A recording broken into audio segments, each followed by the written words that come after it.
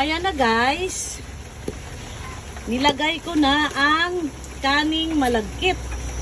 Ngayon guys, ito na ang mahirap sa lahat. Ang paghalo-halo together. Hanggang sa matuyo ito. Oh. Mananakit ang likod ko nito guys. Pati kilikili. Grabe. Ayan. Ang dami, 'di ba? Isang malaking kawali. Kasi bukas magdadala ako sa kainta dahil magkakainta yung anak ko. Pupunta sila sa bahay namin, doon sila magstay for vacation habang naka same break sila. Yan.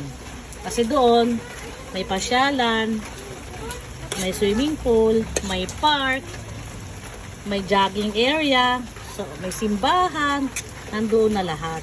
So ngayon guys, patutuyuin ko lang to.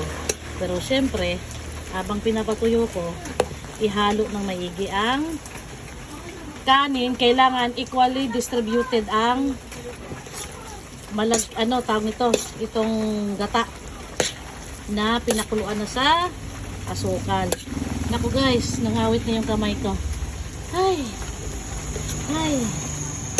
Ito ang sarili kong version guys sa pagluto ng biko.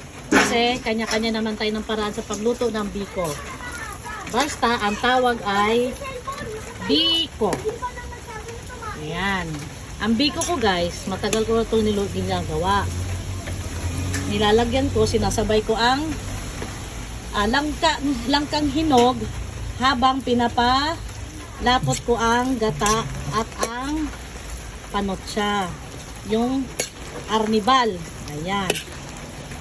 Okay? So guys, babalik ako. Haluin ko lang ng husto.